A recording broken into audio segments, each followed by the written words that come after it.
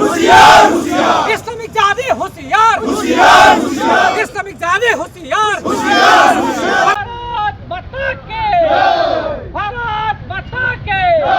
বিগত এটা মাহত তিনিজনকৈ হিন্দু যুৱকৰ ওপৰত বাংলাদেশৰ মুছলমান লোকসকলে অতি নিৰ্মমভাৱে হত্যা কৰাৰ এটা বাতৰি আমি ইতিমধ্যে লাভ কৰিছোঁ আৰু এই বাতৰিৰ সত্যতা আমি ইতিমধ্যে সংবাদ মাধ্যম যোগে গম পাইছোঁ।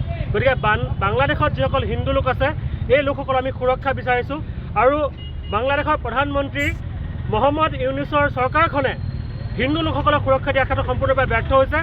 এই ব্যৰ্থতাৰ পুতক তুলি আজি আমি সোণাপুৰৰ এই নতুন বজাৰত আমি বাংলাদেশৰ পতাকা দাহ কৰিছোঁ আৰু বাংলাদেশৰ প্ৰধানমন্ত্ৰী মহম্মদ ইউনুছৰ প্ৰতিকৃতি দাহ কৰি প্ৰতিবাদ সাব্যস্ত কৰিছোঁ আৰু এই প্ৰতিবাদস্থলীৰ পৰাই আমি বাংলাদেশত থকা সকলো হিন্দু মানুহৰ আমি নিৰাপত্তা সুনিশ্চিত কৰিবলৈ দাবী জনাইছোঁ। বাংলাদেশত থকা হিন্দুখিনিৰ ওপৰত যি ধৰণে নিৰ্মম অত্যাচাৰ চলাই আছে বাংলাদেশী মৌলবাদী জেহাদীসকলে, গতিকে তাৰ প্ৰতিবাদত আমি ভাৰত চৰকাৰৰ লগতে অসম চৰকাৰকো আজি আমি এই বিষয়ে প্ৰতিবাদ সাব্যস্ত কৰিছোঁ। তেওঁলোকক জনাব বিচাৰিছোঁ যে হিন্দুৰ ওপৰত অতি সোনকালে ভাৰত চৰকাৰে মানে তেওঁলোকক প্ৰটেকশ্যন দিয়া ব্যৱস্থা কৰক, ভালকৈ ৰখাৰ ব্যৱস্থা কৰক আৰু বাংলাদেশত সমানে আমাৰ অসমতো দিনক দিনে এই বাংলাদেশী মুছলমান জেহাদীসকলৰ উৎপাত আমাৰ হিন্দুসকলৰ ওপৰত ধীৰে ধীৰে বাঢ়ি গৈছে।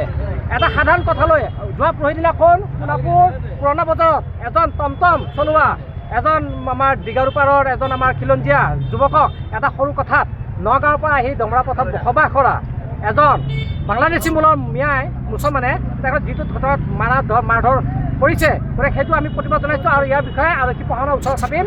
গতিকে অতি সোনকালে এই ওপৰত ব্যৱস্থা গ্ৰহণ কৰিব লাগিব আৰু লগতে অসমত যি ধৰণৰ লাভ জিহাদ, গৰু চুৰ, লেণ্ড জিহাদ, চৰকাৰী মাটি দখল এনেধৰণৰ কৰি আছে এইবোৰ চব বাংলাদেশী মূলৰ মুছলমানসকলে কৰি আছে। দুৰ্ভাগ্যৰ কথা, এইসকলক আমাৰ কিছুমান খিলঞ্জীয়া অসমীয়া বুলি কোৱা অসমীয়া খিলঞ্জীয়া তেওঁলোকক ভোটৰ স্বাৰ্থত তেওঁলোকক সুৰক্ষা প্ৰদান কৰি আছে।